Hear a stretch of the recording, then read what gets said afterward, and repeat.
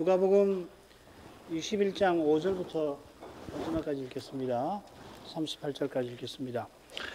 어떤 사람들이 성전을 가리켜 그 미석과 헌물로 꾸민 것을 말하며 예수께서 가라사대 너희 보는 이것들이 날이 이르면 돌 하나도 돌 위에 남지 않고 다 무너뜨리우리라. 저희가 물어가로되 선생님이여 그러면 어느 때에 이런 일이 있겠사오며 이런 일이 이루려 할 때에 무슨 징조가 있사오리까? 가라사대 미혹을 받지 않도록 주의하라. 많은 사람이 내 이름으로 와서 이르되 내가 그러라 하며 때가 가까웠다 하겠으나 저희를 좇지 말라. 난리와 소란의 소문을 들을 때에 두려워 말라. 이 일이 먼저 있어야 하되 끝은 곧되지 아니하리라. 또 이르시되 민족이 민족을 나라가 나라를 대적하여 일어나겠고 처처에 큰 지진과 기근과 온역이 있겠고 또 무서운 일과 하늘로서 큰 징조들이 있으리라.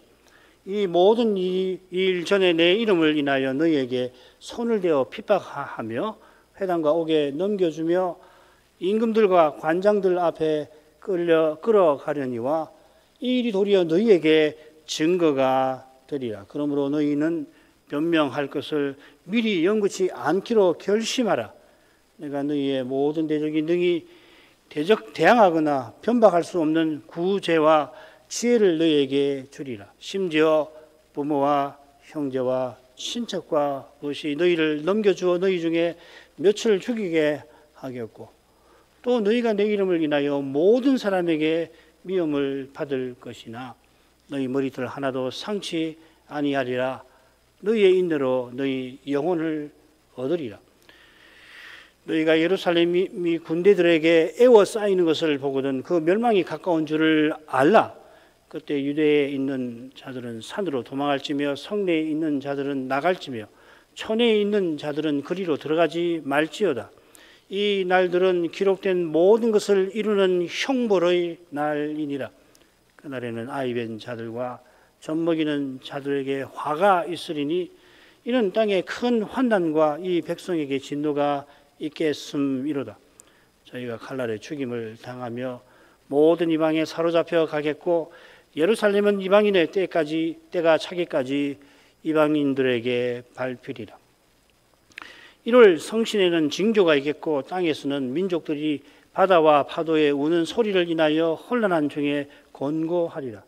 사람들이 세상에 임할 일을 생각하고 무서워하므로 기절하리니 이는 하늘의 권능들이 흔들리겠습니다. 그때에 사람들이 인자가 구름을 타고 능력과 큰 영광으로 오는 것을 보리라. 이런 일이 되기를 시작하거든 일어나 머리를 들라 너희 구속이 가까웠느니라 하시더라. 이에 비유로 이르시되 무화과 나무와 모든 나무를 보라. 싹이 나면 나무가 너희가 보고 여름이 가까운 줄 자연히 아나니 이와 같이 너희가 이런 일이 나는 것을 보거든 하나님의 나라가 가까운 줄 알라. 내가 진실로 너희에게 말하노니 이 세대가 지나가기 전에 모든 일이 다 이루리라. 천지는 없어지겠으나 내 말은 없어지지 아니하리라. 너희는 스스로 조심하라. 그렇지 않으면 방탕함과 술취함과 생활의 염려로 마음이 둔하여지고 뜻밖의 그날이 덫과 같이 너희에게 임하리라. 이날은 온 지구상에 거하는 모든 사람에게 임하리라. 이러므로 너희는 장차 올 이 모든 일을 능히 피하고 인자 앞에 서도록 항상 기도하며 깨어있으라 하시니라. 예수께서 낮이면 성전에서 가르치시고 밤이면 나가 감람원이라 하는 산에서 쉬시니 모든 백성이 그 말씀을 들으려고 이른 아침에 성전에 나가더라. 주님께서 화요일 늦지막이 성전에서 나오신 후에 긴 강수를 베푸십니다. 이를 소위 감람산 강화라 부릅니다. 누가복음에는 이 강수를 베푸신 이 장소에 관한 표현이 나오지 않지만은 오늘 낭독한 말씀은 이 마태복음의 감람산 강화에 비슷하게 나옵니다. 마태복음의 감람산 강화에는 누가복음에 없는 그런 비유들이 여러 개가 이어지죠. 마태복음 23장부터 25장이 한 단락인데 특별히 24장 1절부터 25장까지가 이 감난산 강화라 할 수가 있습니다. 누가복음하고 비교해 보면은 지난 시간 배웠던 그 내용에 이어서 감난산 강화가 21장 5절부터 38절에 나오는데 마태복음 23장부터 25장까지 하고 거의 비슷합니다. 마태복음을 둘로 딱 쪼개면은 이 누가복음의 두 부분으로 이 각각 대칭이 되는 것을 확인할 수가 있습니다. 먼저 이 감난산 강화 누가복음의 줄거리를 아주 간단히 보지요. 5절부터 7절까지는 머릿말인데 성전 파괴를 예고하십니다. 그리고 8절부터 36절까지가 감난산 강화이고, 그리고 마태복음에 없는 이 37, 38절 내용이 이 결론으로 붙어 있습니다. 이 가운데 감난산 강화의 줄거리가 오른쪽에 있는데 바로 곧 설명을 해드리겠습니다. 주님께서 화요일 저녁에 성전을 떠나실 때에 사람들이 이 성전의 아름다움에 관하여 말하죠. 그러자 주님께서 성전 파괴를 경고하게 하십니다. 그러니까 이제 사람들이 주님께 중요한 질문을 드리는 것이 5절부터 7절까지입니다. 그 질문에 주님께서 예루살렘 멸망을 비롯해서 한가운데 이 종말의 징조를 언급하시며 경고하십니다. 8절부터 19절 그리고 25절부터 28절까지 이렇게 징조들이 나와 있습니다. 그 강설지 고치시기 바랍니다. 이런 내용에 비춰서 맺은 말의 내용, 주님이 날마다 성전에서 가르치셨다 하신 일을 살필만 합니다. 참고로 이 누가복음의 줄거리가 감난산 강화의 줄거리가 마태복음과 아주 비슷합니다. 내용은 뭐 더러 다른 데가 있는데 줄거리는 똑같습니다. 그 오른편에 누가복음의 줄거리고요. 왼편에 마태복음의 줄거리인데 다섯으로 똑같으죠, 그죠? 제목을 바꿔도 거의 비슷해 보일 정도입니다. 이게 왜 중요하냐면요. 이 감난산 강화가 해석하기 대단히 어렵습니다. 이건 요한계시록 해석하고 딱 연동이 되어 있습니다. 감난산 강화를 어떻게 해석하는가에 따라서 요한계시록 해석이 정해지고, 요한계시록을 이렇게 해석하는 사람은 반드시 이 감난산 강화를 똑같이 보게 되어 있어요. 그런데 이제 문제가 뭐냐면 마태복음과 달리 누가복음은 예루살렘 멸망의 질문이 초점이 가 있으니까 누가복음의 이 감난산 강화는 예루살렘 멸망에 대한 예언으로 해석하는 경향이 짙어요. 그걸 이제 과거론자라고 그러고 나중에도 말씀을 드리겠는데, 근데 마태복음하고 비교하면 똑같아지죠, 줄거리가. 이게 이제 뭘 말하냐면은 예루살렘 멸망에 관한 말씀이 가운데 있고 앞뒤로 이 예루살렘 멸망 이후에 예수님 재림하실 때까지의 징조에 관한 내용이 앞뒤로 나온다는 겁니다. 그리고 앞에 나오는 이 징조는 예수님 오시는 그 시점으로부터 조금 앞선 시기에 주로 일어날 재난이라고 한다면, 마태복음 뒷부분에 예루살렘 멸망이 뒤에 나오는 이 징조는 특별히 하늘의 재난 같은 경우는 이 주님 재림하신 직전에 나타날 징조죠. 이제 요한계시록 이 바벨론 멸망 그 다음에 나오는 내용인데요. 이게 굉장히 참 중요합니다. 그러니까는 누가복음도 예루살렘 멸망에 관해서만 이야기하시는 게 아니라 아울러서 인자가 오실 때 세상 끝에 있기 전에 무슨 징조가 있는가 하는 것을 배치를 해놨어요.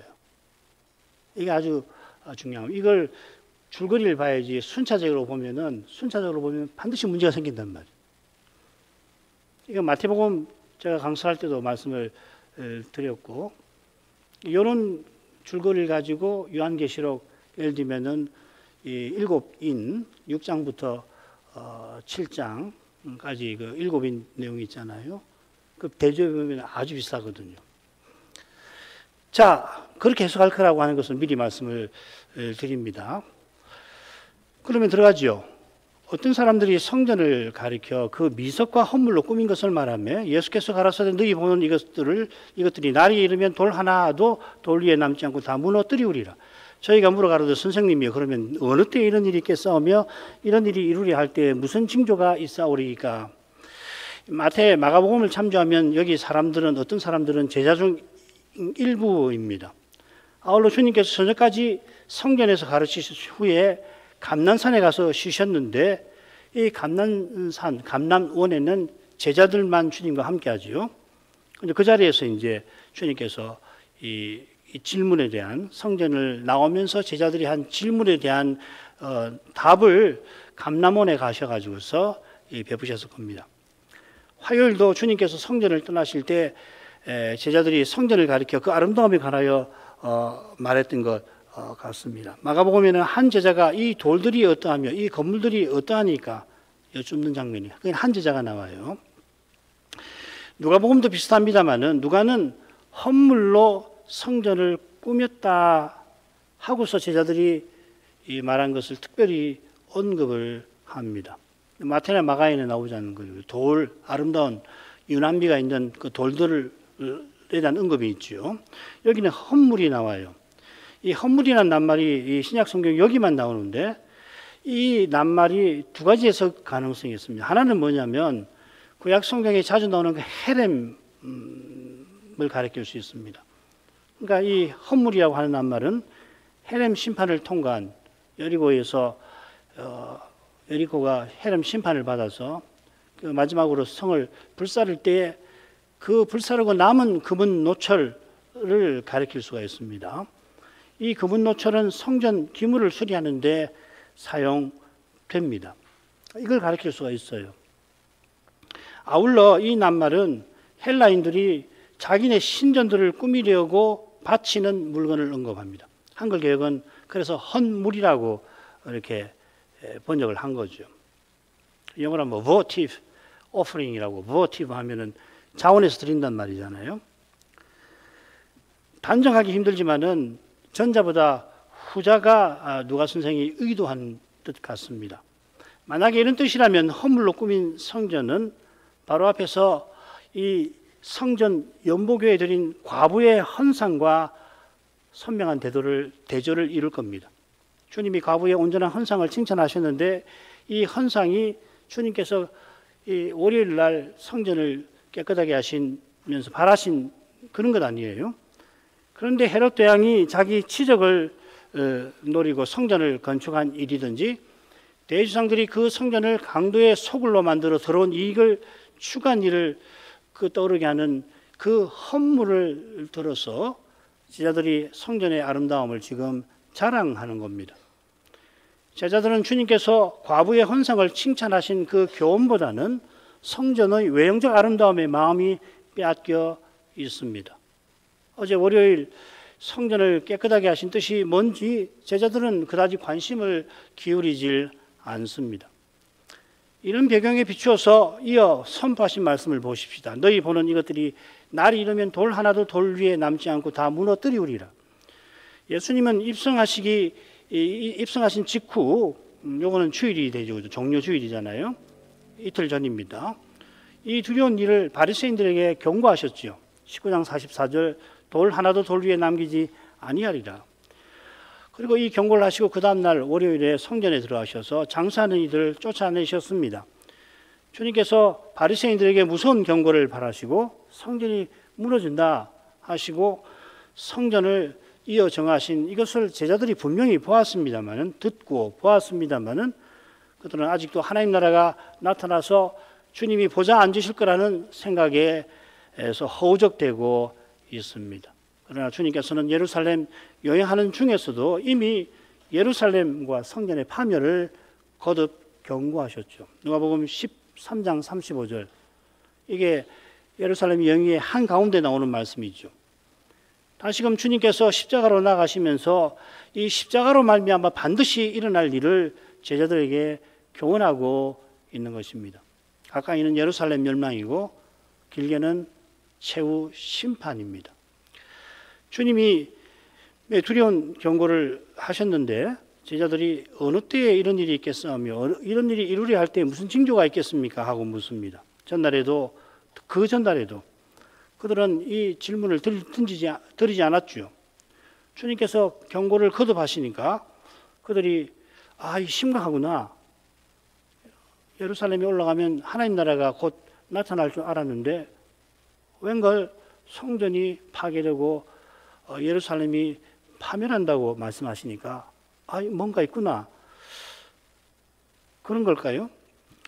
분명 주님께서 아직도 마치 꿈속을 헤매는 이 제자들에게 곧 들이닥칠 현실이 얼마나 중대한 것을 일깨우시는 겁니다. 그들은 성전이 무너질 때가 언제인지, 그 일이 이룰 것을 보여주는 징조가 무엇인지 여쭙습니다. 마태복음에는 제자들의 질문이 좀 더 상세합니다. 어느 때 이런 일이 있겠사오며, 이건 예루살렘 멸망과 관련되는 거죠. 또 주의 임하심과 세상 끝에는 무슨 징조가 있사오리까? 이들에게 성전 파괴는 세상 끝하고 같으니까 이런 질문을 던졌을 겁니다. 누가복음은 질문이 좀 더 간결합니다만은 역시 이 세상 끝이라는 말, 또 인자의 임하심, 주의 임하심에 관해서 다루고 있죠, 그죠? 예수님이 예루살렘 멸망만 다루시는 게 아니라 세상 끝과 곧 인자 오시는 세상 끝에 관해서도 다루고 계신다 하는 겁니다. 자, 그 다음 넘어가죠. 갈망성 강화의 맨 처음 주제가 미혹에 주의하라는 겁니다. 8절입니다. 가라사대 미혹을 받지 않도록 주의하라. 많은 사람이 내 이름으로 와서 이르되 내가 그러라 하며 때가 가까웠다 하겠으나 저희를 좇지 말라. 주의하라. 첫 마디가 주의하라 하고서 강화를 시작하십니다. 이 낱말이 강화에 한 번 더 나오는데 30절에 나옵니다. 보라, 본다는 말입니다. 블레포라는 말인데 주의하라, 보아라, 살펴봐라. 그 낱말이 30절에 한 번 더 나옵니다. 이게 통계적으로 의미 있는 통계입니다. 이 두 부분은 주님께서 예루살렘 멸망과 아울러서 심판에 관한 말씀을 베푸시는 목적이 뭔가, 무엇 때문에 이런 심판에 관한 말씀을 베푸시는가를 잘 담아냅니다. 무엇보다 주의 제자들, 곧 등장할 교회가 미혹받지 않게 하려 하시는 겁니다.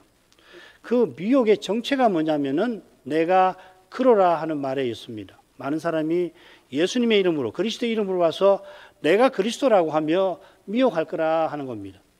바로 이 미혹이 종말, 마지막 때의 중요한 성격을 이룹니다. 많은 사람이 자기가 그리스도라 하면서 아울러 때가 가까이 왔다 할 것입니다. 요한이 이 사실을 분명히 교훈하지요. 요한일서 2장 18절 아이들아 이것이 마지막 때라 적그리스도가 이르겠다 함을 너희가 들은 것과 같이 지금도 많은 적그리스도가 일어났으니 이러므로 우리가 마지막 때인 줄 아노라. 요한 사도는 이것이 마지막 때라 하면서 그 증거가 적그리스도의 출현과 등장이라 합니다. 요한은 적그리스도와 적그리스도들을, 많은 적그리스도들을 언급하죠. 그 적그리스도는 재림 직전에 이를 것입니다. 올 것입니다. 주님께서 내가 속히 오리라 같은 말입니다. 이 적그리스도가 이른다는 말하고 주님이 오리라 할 때 같은 말입니다. 에르코마이라는 말입니다. 주님께서 장차 오시기 직전에 물에서 올라오는 짐승, 곧 불법의 사람, 적그리스도도 이를 것입니다. 올 것입니다. 적그리스도가 등장하기 전에 배도가 온 세상에 퍼질 거고 그와 상응하게 복음이 모든 민족에게 전파되는 일이 있고 복음이 모든 민족에게 전파되는 이런 일이 끝날 무렵에 유대인들이 대거 그리스도께 돌아오는 일이 있다고 성경은 우리에게 교훈하고 있습니다. 그 외에도 둘째와 넷째 부분에 언급된 전쟁, 지진, 기근, 천체 변화가 있을 것입니다만은 무엇보다 중요한 것이 복음과 직접 관련된 징조겠죠. 조금만 생각하면은 사람들은 난리, 전쟁, 굶주림, 전염병 이거 매우 심각하잖아요.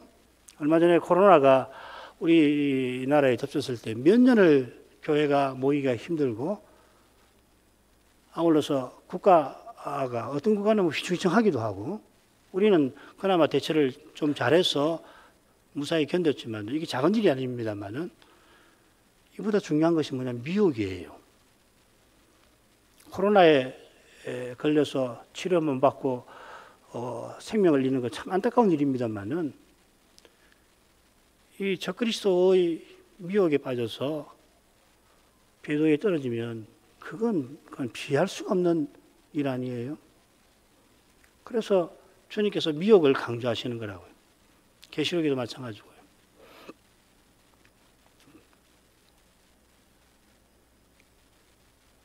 달리 말씀드리면은 악한 자 마귀의 미혹이 기근, 질병, 죽음보다 심각한 겁니다. 마귀가 그리스도의 승천으로 말미암아 하늘에서 떨어진 다음에 그리스도의 교회를 미혹하는데 전력을 다하죠. 요한계시록 12장 마지막 부분이 그겁니다.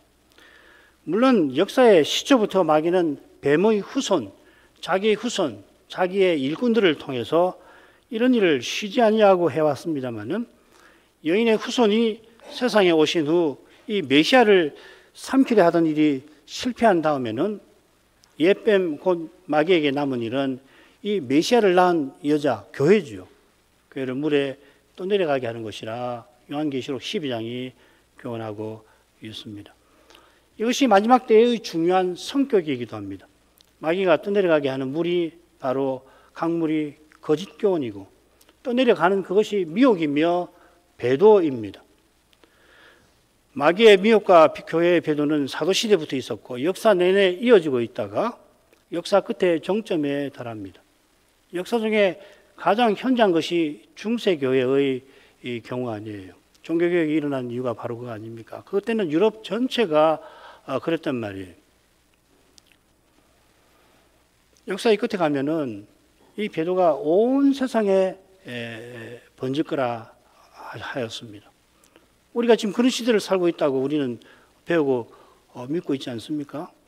이 배도가 끝날 무렵에 적그리스도가 이르러서 그래서 미혹은 역사상 가장 극심하게 될 것입니다.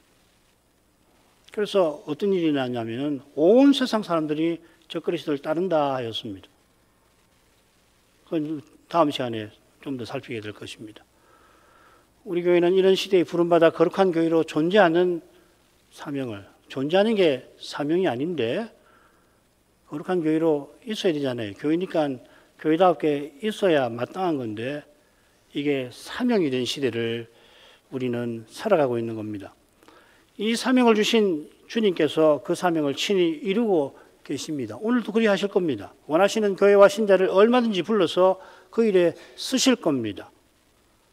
이보다 중요한 일이 이 시대에 없습니다. 그처럼 이 일을 살피고 거기 쓰임 받도록 말씀에 빛을 구하는 것이 무엇보다 절실합니다. 먹고 살기가 너무 힘들어서 정말 많은 서민들이 자영업자들이 큰 어려움을 겪고 있는 건 사실이고 신자도 역시 사람이니까 먹고 살아야 하니까 많은 어려움을 겪는 건 사실이고 주님께 일용할 양식을 늘 구하고 살아야겠습니다만은 그러나 그것에 못지않게 어쩌면 그보다 더 중요한 것이 말씀의 기근에 떨어지지 않도록 기도하는 겁니다. 기도하는 것이에요. 그 다음으로 가죠. 이건 둘로 나누어서 보겠습니다. 둘 다 세상 끝이 되기 전에 있어야 할 일과 징조를 다루는데 둘로 나눌 수가 있습니다. 먼저 9절부터 11절 보죠. 난리와 소란의 소문을 들을 때 두려워 말라. 이 일이 먼저 있어야 돼 끝은 곧 되지 아니하니라. 또 이르시되 민족이 민족을 나라가 나라를 대적하여 일어나겠고 처처에 큰 지진과 기근과 온역이 있겠고 또 무서운 일과 하늘로서 큰 징조가 있으리라. 9절 끝에 보면 이 일이 먼저 있어야 돼 끝은 곧 되지 아니하니라. 아직 끝은 아니다 이 말이죠. 그죠? 11절 끝에 징조들이라는 낱말이 나오는데 이 부분이 세상 끝이 오기 전에 있을 중요한 일들을 다룬다는 사실을 이 두 표현이 보여줍니다. 이 부분을 마태복음과 비교할 만합니다. 누가복음하고 마태복음 한번 보십시오. 난리와 소란의 소문. 마태복음에는 난리의 소문입니다. 소란이 아니고요. 그 다음 이 일이 먼저 있어야 하지만 끝은 아니다. 끝은 아직 아니다. 또 민족이 민족을 나라가 나라를 대적할 거다. 큰 지진과 기근과 온역이 있다고 했는데 마태복음에는 온역이 빠져 있습니다. 그 다음에 누가복음에는 마태복음이 없는 게 있어요. 무서운 일과 하늘로서 큰 징조들이 있을 거다 했고요. 그 다음에 마태복음에는 누가복음에 없는 이 모든 것이 재난의 시작이다 이렇게 되어 있습니다. 조금 다른데 결국 줄거리가 같다면 내용도 같은 것이라고 해석하는 것이 좋지요. 그래서 제가 대조를 하는 겁니다. 누가는 하늘로서 큰 징조를 이 부분에서 언급하는데 마태와 마가에는 없고요.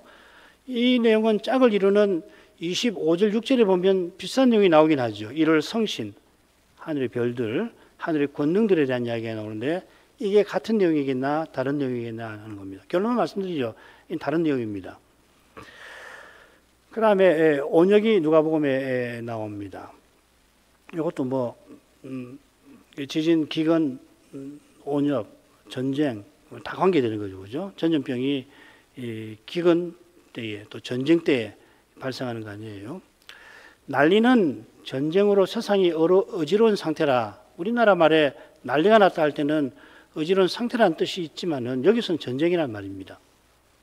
그리고 이어 나오는 소라는 전쟁으로 생긴 무질서한 사회 형태를 가리킵니다. 전쟁이 일어나고 세상이 무질서해졌다는 소식이 우리 귀에 들릴 때는 두려워하지 말아라 하는 겁니다.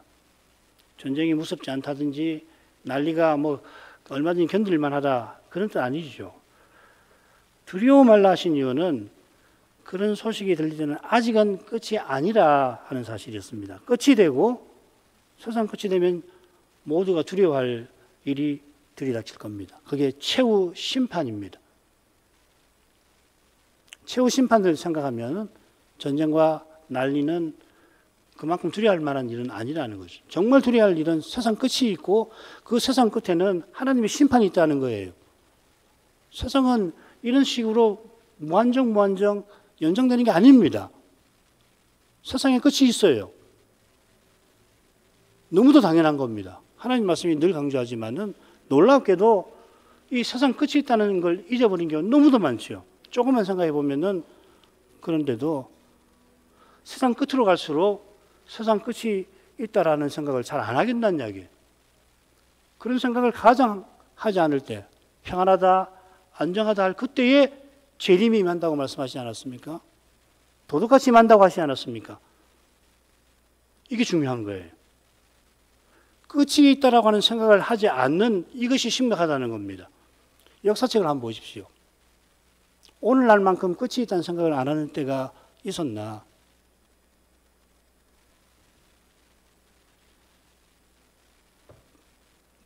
제10세기 때인지 2세기 때인지 모르겠습니다만은 세기 말이 되면은 아이고 말세다 하는 말을 늘 했다는 거 아니에요, 그죠?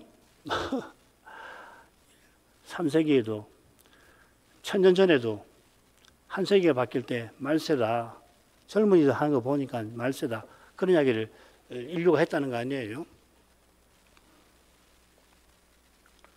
그런데 오늘날만큼 끝이 있겠나? 그런 생각을 신자도 하지 않고 그러지 않습니까? 이게 무섭다는 겁니다.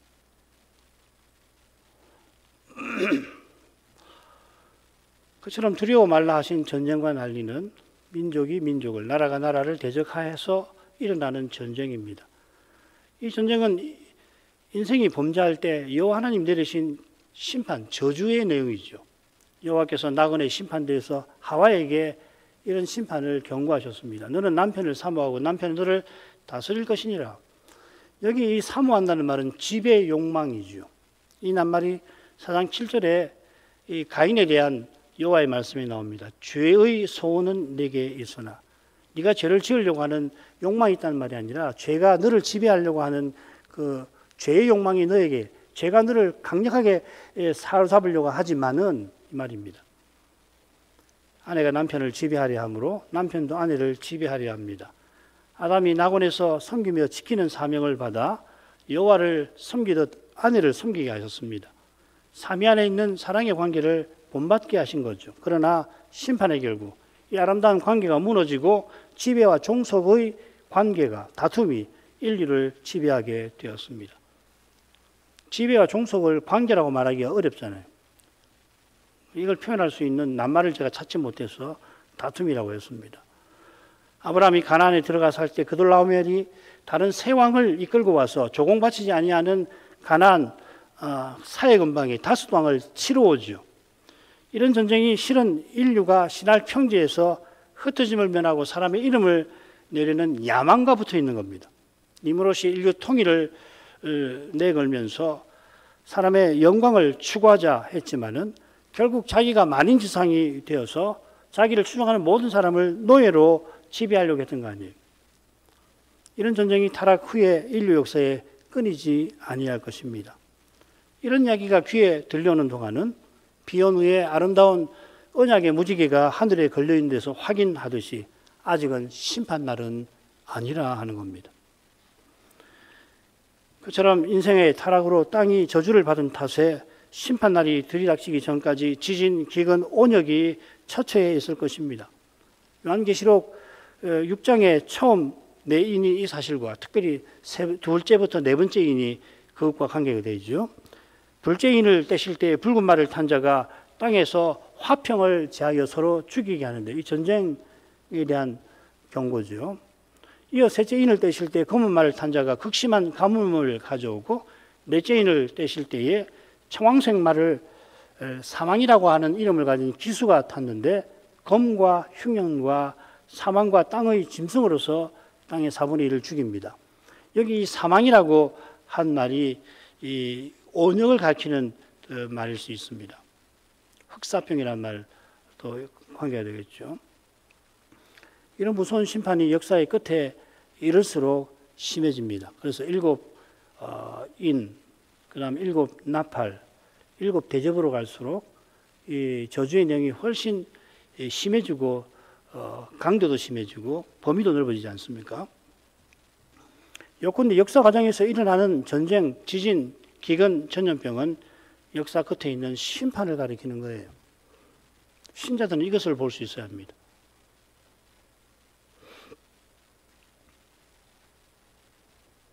무서운 일과 하늘로부터 큰 징조가 무엇인지 정확하게 알기 어렵습니다만은 아까 말씀드린 대로 얼른 읽으면 25, 26절에 나오는 내용과 비슷해 보이는데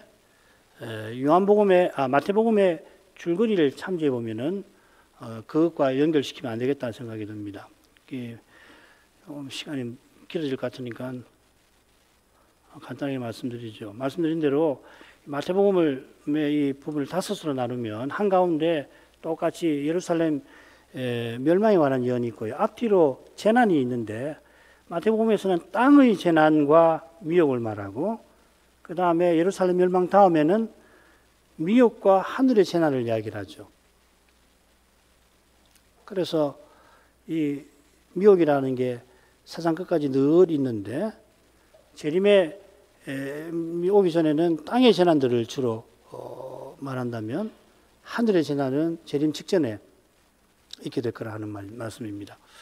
자, 이런 거 보면 이 누가복음 여기 11절에 나오는 무서운 일과 하늘에서 징조가 하늘로부터잖아요. 그죠? 그러니까 이건 아마도 이 큰 운석이 떨어져 가지고서 큰 지진이 발생하고 큰 재난이 발생하는 것을 가리키는 것 같아요. 뭐 복잡하게 말씀드리지 말고 결론만 말씀드리면은 여기 누가복음 21장 11절에 하늘로부터 징조라고 하는 것은 거대한 운석이 떨어져서 큰 지진이 일어나고 큰 재난이 발생하는 걸 말합니다. 그런 흔적들이 들어있죠, 그죠? 어마어마하지 않습니까?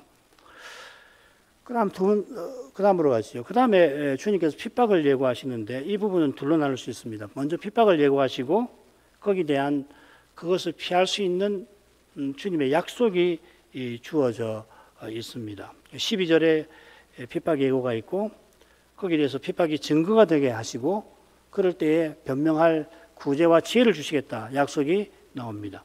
그리고 다시 16절부터 17절에 핍박이 예고되어 있고요. 그 다음에 거기에 대해서 주님의 보호로 신자가 인내할 거라는 말씀이 나옵니다. 오늘 12절부터 15절 요거 조금만 13절까지만 하고 마치죠. 이 모든 일 전에 내 이름을 인하여 너에게 손을 대어 핍박하며 회당과 옥에 넘겨주며 임금들과 관장들 앞에 끌려가려니와 이 일이 도리어 너희에게 증거가 되리라. 그러므로 너희는 변명할 것은 미리 연구치 않기로 결심하라. 내가 너희의 모든 대적인 능히 대항하거나 변박할 수 없는 구제와 지혜를 너희에게 주리라. 이 모든 일 전에 핍박이 있을 것이다 했습니다. 이 모든 일은 끝이 되기 전에 있을 미혹이나 재난을 가리키겠죠. 이런 일들이 예루살렘과 성전 파괴 이전에 있을 거라고 많은 주석가들이 해석하고 누가복음은 특별히 그렇습니다. 이분들은 계시록을 해석하는 해석학파 중에 과거론자들이라고 합니다. 우리 개혁신앙 가지신 분들에게도 과거론자들이 꽤 많은데 그분들은 부분적 과거론자입니다. 이 부분적 과거론에 따르면 계시록의 대부분은 예루살렘 멸망에 관한 예언이고 따라서 계시록은 주후 70년 전에 기록된 책이 되는 거죠. 재림에 관한 내용이 있긴 있지만 아주 조금 있습니다. 그런데 지금 살피는 누가복음 본문에 해당되는 마태복음 본문을 보면 복음이 모든 민족에게 전파되고 그제야 끝이 온다는 말씀이라든지 또 다른 말씀 보면은 예루살렘 멸망 이전과 맞질 않습니다. 끝은 세상의 끝이지 예언약의 끝이 아닙니다. 그처럼 지금 살피는 핍박도 사도들이 예루살렘 멸망 전에 받을 핍박만은 아니고 그 이후에 받을 핍박도 가리킨다 봐야 될 것입니다. 주님께서 지금 말씀을 듣고 있는 제자들에게 내 이름을 인하여 너에게 손을 대어 핍박하는 일이 있을 거라고 예고하십니다. 이 손댄다는 표현이 이 악한 포도원 농부에 나옵니다. 직후에 나오는데 서기관과 대제사장들이 비유에 나오는 악한 농부들이 자기들이라는 것을 알고는 예수님을 잡고자 했다. 또 잡고자 이렇게 손을 댄다고 하지 않고 잡았다고 번역을 합니다. 손댄다는 말은 체포한다는 이야기죠. 죄인으로 체포한다는 이야기입니다. 오순절 이후에 공회가 사도들을 잡아서 옥에 넣고 헤롯이 교회 중에 몇을 해하고 심지어 야고보를 죽였다 할 때 이 표현이 나옵니다. 체포한다는 말입니다. 이런 일이 있을 거라고 주님께서 사도들에게 예고하시는데 사도들만 아니라 세상 끝까지 이런 일이 이어질 것입니다. 그 이유가 내 이름을 인하여 이 표현에 있습니다. 기독교만 아니라 가령 불교도 순교하는 일이 우리나라의 역사에 나오죠. 이차동 같으니까 신라시대 불교 신자로 순교하지 않았습니까? 인류 역사 시초부터 그러나 내 이름을 인하여 핍박받는 일이 신비하게 일어났습니다. 주님도 의인 아벨로부터 시작되는 이 피 흘리는 순교의 역사를 언급하셨죠. 아벨이 가인보다 더 나은 제사 드린 일로 형에게 죽임을 당했습니다. 그의 드리는 제사는 오실 메시아를 가리키는 거고 여인의 후손을 바라보며 그가 받으시는 제사를 드렸던 겁니다. 가인이 아벨과 똑같이 아담과 하와에게서 태어났습니다마는 놀랍게도 그는 뱀의 후손 노릇 했던 겁니다. 뱀 곧 마귀가 역사 마지막까지 이 악한 일을 서슴지 아니할 겁니다. 오실 메시아를 믿고 바란다는 바로 그 이유로 죽이려고 하는 것이. 혹은 메시아 오시기 전에는 그 악한 자가 메시아를 삼키려고 실패하게 만들려고 했다는 거 아닙니까? 이처럼 이 일이 도리어 너희에게 증거가 되리라 하셨습니다. 많은 영역본은 제자들이 그리스도를 증거하게 될 것이라 이렇게 해석을 해놨습니다. 이것도 뭐 나쁘진 않은데 근데 한글 개역 성경 번역이 더 정확한 것 같아요. 똑같은 표현이 문둥병 고치신 사건 다음에 이렇게 나옵니다. 병난 사람들로 가서 깨끗한 몸을 보이고 모세의 명한 예물을 드려 제사장에게 증거하라. 거기 그렇게 번역되어 있습니다. 제사장에게 그들에게 증거하라. 깨끗한 몸과 예물이 제사장들에게 문둥병에서 나은 증거가 되는 거죠. 그처럼 주님의 이름을 인한 핍박받는 교회와 신자에게 역사가 세상 끝을 향하여 간다는 증거가 된다는 말이죠. 너희가 핍박받는 것은 예사로운 일이 아니라 핍박받는 뜻이 이렇게 받게 하시는 뜻이 있는데 그 핍박은 역사의 끝을 가리키는 거다. 주님을 인하여서 핍박받는 그 일은 세상 끝에 그리스도와 같아질 그 일을 증거하는 거라는 겁니다. 바울은 더 놀라운 이야기를 하죠. 그 핍박이 그리스도와 같아지는 영광을 이루고 있다는 거잖아요. 이 진리를 터득해야 합니다. 핍박받을 때 이로써 영광이 이루어지고 있구나. 그건 곧바로 그런 고백이 이르기는 어렵겠죠. 베드로전서에 보면은 너희가 여러 가지 시험을 만나거든 잠시는 근심하지 않을 수 없으나 많은 즐거움으로 즐거워할지어다. 당분간은 근심할 수밖에 없어요. 핍박받는데 어떻게 즐거워할 수 있냔 말이에요. 즉각적으로. 그런데 이 핍박을 통해 가지고서 그리스도와 함께하는 영광이 이루어져 가고 있는 거구나. 어떤 방식인지 모르지만은 주님만 하고 계시는구나. 그리스도의 남은 고난이 점점 채워져 가게 하시는 거구나. 왜 이렇게 하시는가? 그 다음에 성경을 통해서 배울 수 있는 게 굉장히 많아요. 왜 핍박받게 하는가?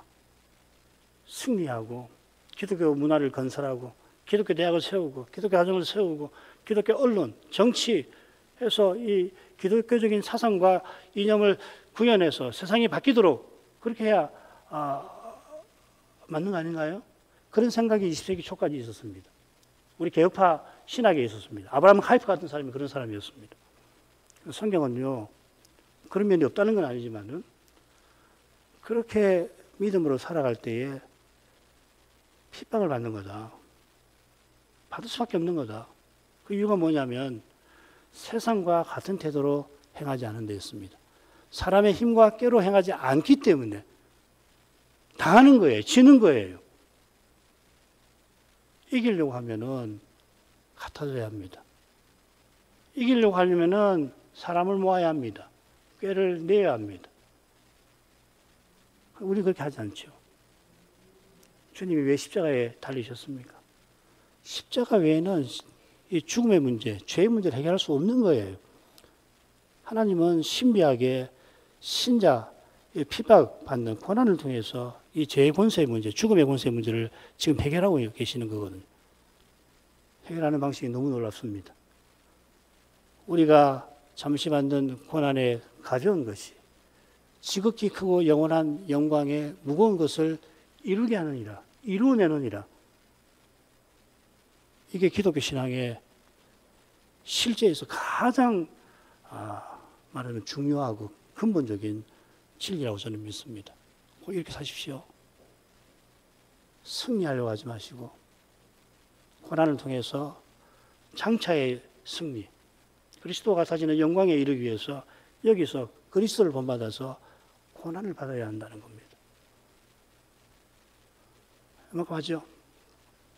돌아가신 아버지 주님께서 마지막 화요일에도 성전에서 가르치시는 일을 마치시고 감난원으로 가시려고 할 그때에 제자들이 성전의 그 아름다운 돌들 또한 헌물로 꾸민 것에 마음이 빼앗겨 있었습니다. 그런 제자들을 주님께서 일깨우시려고 예루살렘 성전이 곧 파멸될 것이라고 말씀해 주셨습니다. 그들은 예루살렘에 올라가면 하나님 나라가 당장에 나타날 줄로 생각하고 그 나라에서 자기네가 높은 자리를 차지할 줄로 생각을 하고 있었는데 여전히 그런 생각을 주님의 성전 입성과 성전 예루살렘 입성과 성전 정화를 통해서도 그 생각을 고치질 못하고 마치 꿈꾸는 상태에 있었던 터라 주님의 십자가 앞에서 얼마나 비참한 처지에 떨어질지 모를 수가 없는데 주님께서는 그런 그들을 당하시고 성전 파괴에 관하여 나아가 이들이 사도로서 온 세상에 주님을 전파할 때 핍박받을 일에 관해서 일러 주셨습니다. 무엇보다 많은 사람이 내가 그리스도라며 미혹하는 일이 세상 끝까지 있을 거라고 경고하셨습니다. 주의 말씀이 참되고 진실한 것, 내 말은 틀림이 없다고 하신 이 말씀을 붙들고 나가지 않으면 누구라도 악한 자의 미혹에 떨어지지 않을 수 없는 이것을 저희가 잊지 말게 하여 주옵소서. 그처럼 하나님 말씀, 그리스도가 아버지를 형제들에게 전파하는 그런 예배를 저희가 간절히 구하고 그런 예배를 드리며 예배에서 그리스도가 하시는 말씀을 듣는 이 신비를 맛볼 수 있도록 하나님께 늘 구하게 하시옵소서. 예수님 이름으로 기도합니다. 아멘.